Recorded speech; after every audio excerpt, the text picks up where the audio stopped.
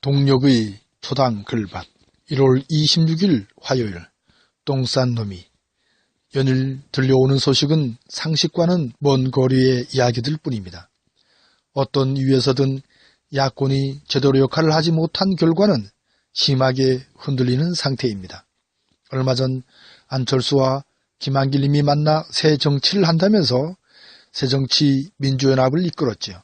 그에 앞서 사유에서 자신의 자리를 확보한 후 730 재보선에서 꼼수를 부렸습니다. 새정치는커녕 전형적인 구태정치에 목리를 보이기 시작했죠. 어쩔 수 없이 대표의 자리에서 물러났습니다.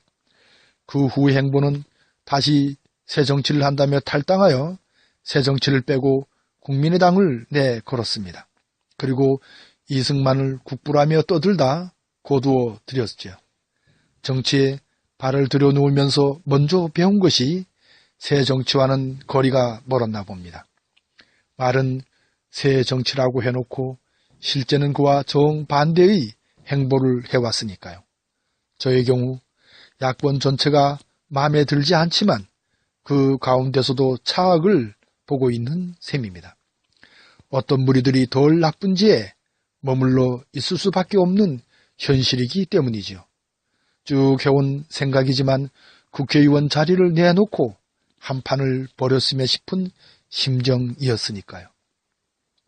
이명박의 4대강, 자원외교, 방위 산업의 비리를 눈앞에 두고도 파헤치지 못한 야권입니다. 천안함에서 비롯된 권모와 술수의 결과물이라고 여겨집니다.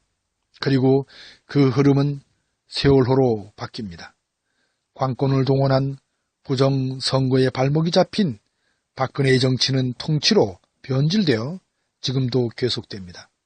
어제는 안철수와 천정배 님이 통합을 선언했네요. 국민의당의 안철수님과 국민회의의 천정배 님이 다가오는 총선에서 박근혜 새누리당 정권의 압승을 저지하기 위하여 통합하기로 했답니다. 그런데 저에게는 그 반대로 보입니다. 왜 그럴까요? 안철수님의 상식이 아예 어처구니 없는 행태를 지금까지 보아왔기 때문입니다. 호남을 팔아 결국 자신의 이득만을 챙기는 천정배님의 옹졸함도 보았기 때문입니다. 호남 정치의 복원이라는 주장을 펴 호남을 더욱 고립시키는 수준 이하의 정치를 거부합니다.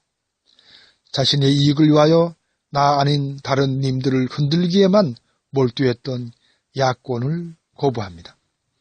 뜻을 함께했던 어제의 동지 등의 칼을 꼽는 서글픈 정치 현실에 분노합니다. 그야말로 지금의 야권의 정치판은 차악으로만 있는 그대로 바라볼 뿐이죠. 안철수님은 정치보다 컴퓨터 바이러스를 잡는 일이 더 잘 어울릴 듯 싶습니다. 그리고 천정배님은 더 이상 호남 파리로 나서지 마시기를 권합니다. 이런 암울한 상황에서 오는 봄과 함께 연하디 연한 희망의 새싹을 보고자 합니다. 더불어 열심을 다하여 진심이 느껴지는 감동의 정치를 기대해보는 화요일 새벽입니다. 그것은 바로 차악에서 차선에 이른 길이기도 하니까요.